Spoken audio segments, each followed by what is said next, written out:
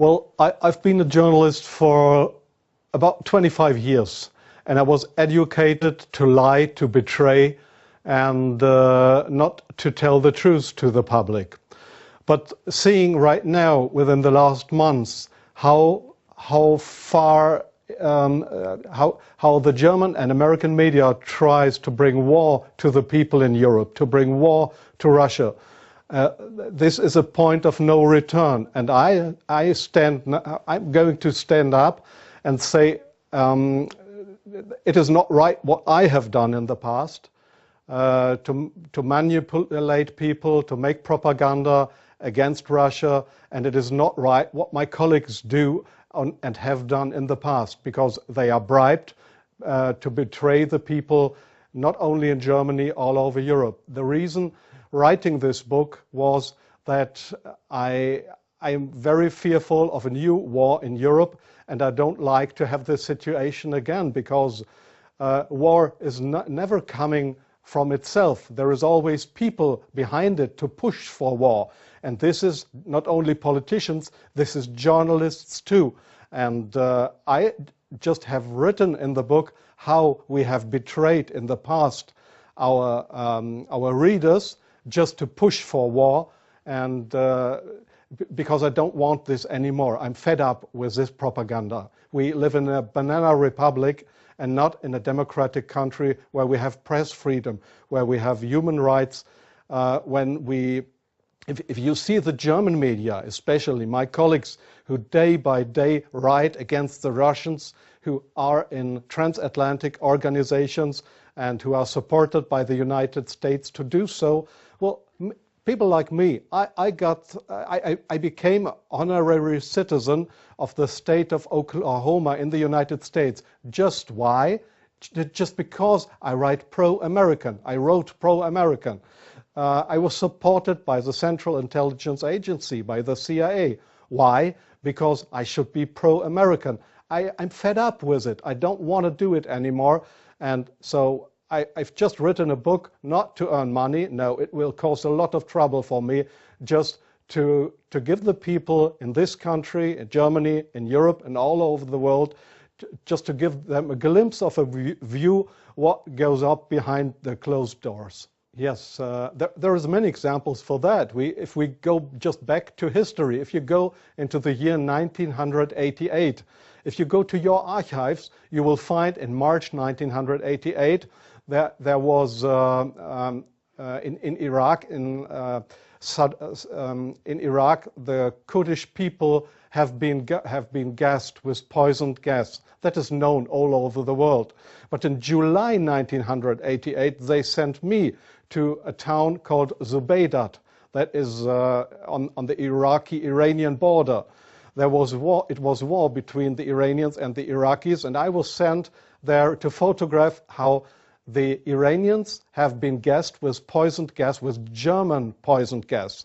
You call it Lost and Zarine, mustard gas, made by Germany. They have been gassed, and I was there to make photographs how these people have been killed by poisoned gas from Germany. When I came back to Germany, there was just one small photo in a newspaper, in the Frankfurter Allgemeine, and there was one small article not writing how impressive, brutally, how unhuman, how terrible it was to kill decades after the end of the Second World War, people with German poisoned gas. So this was a situation I feel misused for having been there and just to give a documentary what has been done, but not being allowed to cry out to the world what we have done behind closed doors. Up to today, it's not well known in the public that with German public gas, there have been hundreds or thousands of people gassed in this city of Zubaydat. Now, you ask, what have I done for intelligence agencies? So, please see, most of the journalists you see in foreign countries, they claim to be journalists, and they might be journalists, European or American journalists, but many of them, like me in the past, are so-called non-official cover. That's what the Americans call that. I have been a non-official cover. Non-official cover means what? It means you too work for an intelligence agency. You help them if they want you to help them, but they will never, when you are locked, or when they find out that you are not only a journalist but a spy too, they will never say, "Oh, this was one of our guys." They will not know you. That means non-official cover. So I have helped them in several situations, and I feel ashamed for that too now. Like I feel ashamed that I have worked for a very recommended newspaper like the Frankfurter Allgemeine, because I was bribed by billionaires, I was bribed by the Americans not to report exactly the truth, but I just imagined in my car while I was driving to this interview, I just tried to work out in my brain what would have happened if I would have written a pro-Russian article in the Frankfurter Allgemeine. Well, I don't know what would have happened, but we were all educated to write pro-European, pro-American, but please, not pro-Russian. So I'm very sorry for that, but this is not what I understand for democracy and for press freedom. I'm very sorry for that. Well, yes, I understand your question very well. Germany is still a kind of a colony of the United States. You see that in many points, like the majority of the Germans don't want to have nukes in our country, but we still have American nukes. So we are still a kind of a colony of the Americans. And being a colony, it is very easy to approach young journalists through what is very important here is transatlantic organizations. All journalists from really respected and recommended big German newspapers, magazines, radio stations, TV stations, they are all members or guests of those big transatlantic organizations. And there, in these transatlantic organizations, you are approached to be pro-American, and there is nobody coming to you and saying, "Well, we are the Central Intelligence Agency. Would you like to work for us?" No, this is not the case how it happens. What they do, these transatlantic organizations, is they invite you for seeing the United States. They pay for that. They pay all your expenses and everything. So you are bribed. You get more and more corrupt, because they make you good contacts. You won't know that those good contacts are, let's say, non-official covers, or officially people working for Central Intelligence Agency or other American agencies. So you make friends. You think they are friends, and you cooperate with them. They ask you, "Well, could you do me this favor? Could you do me that favor?" And so your brain more and more is brainwashed through these guys. And your question was, is this only the case with German journalists? No, I think it is especially the case with British journalists, because they have a much closer relationship. It is especially the case with Israelis, of course, with French journalists for a part, not that big as with German or with British journalists.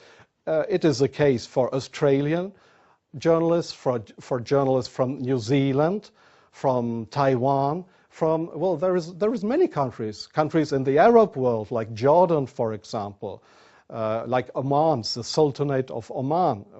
There is many countries where this happens, where you find people to claim they are respected journalists, but if you look behind them, you'll find they are puppets on a string of the Central Intelligence Agency. I'm sorry in interrupting you. I'll give you one example. Sometimes the intelligence agencies, they come to your office and want you to write an article. I give you an example not from strange other journalists, from me myself. I've just forgotten the year. I just remember that the German Foreign Intelligence, Bundesnachrichtendienst, it is just a sister organization of the Central Intelligence Agency. It was founded by the American Intelligence Agency. So one day the BND, this German Foreign Intelligence Agency, came to my office at the Frankfurter Allgemeine in Frankfurt. And they wanted me to write an article about Libya and about Colonel Muammar Gaddafi. I had absolutely no secret informations regarding Colonel Muammar Gaddafi and Libya. But they gave me all these secret informations, and they just wanted me to write, to sign the article with my name. I did that, but it was an article that was published in the Frankfurter Allgemeine that originally came from the Bundesnachrichtendienst, from the German Foreign Intelligence Agency. So do you really think that this is journalism, intelligence agencies writing articles? Oh yes, that article, I have reprinted it partly in my book. That article was how Libya and Colonel Muammar Gaddafi, how he secretly tried to build a poison gas factory, I think in Rabta was the name, yeah. And I got all those informations. It was a story that was printed worldwide 2 days later. But I had no information on that. It was the intelligence agencies that wanted me to write this article. So, but this is not the way journalism should work, that intelligence agencies, that they decide what is printed and what not.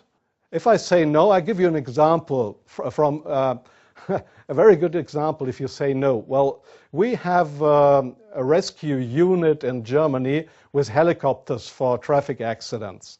It's called, they call themselves the Yellow Angels. There was one guy who didn't want to cooperate. He was a pilot of the helicopter service of the Yellow Angels in Germany.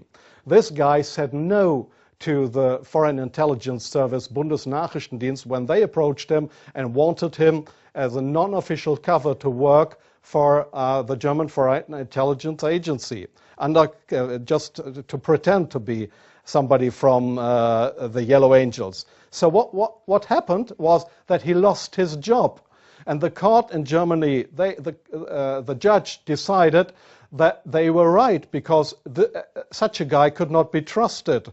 He was kicked off his job because he didn't cooperate with the Foreign Intelligence Service. So I knew what would happen if I would not cooperate with intelligence services. Well, I have had, let me say, 6 times my house was house searched because I was accused by the public prosecutor, the German public prosecutor. I was accused of leaking secrets of states. 6 times house searched. Well, they hoped that I wouldn't do that ever again. But I think it's worse that the truth will come out one day. The truth won't die. And I don't mind what will happen. I've had 3 heart attacks. I have no children. So if they want to bring me to court or to prison, so it's worse for the truth.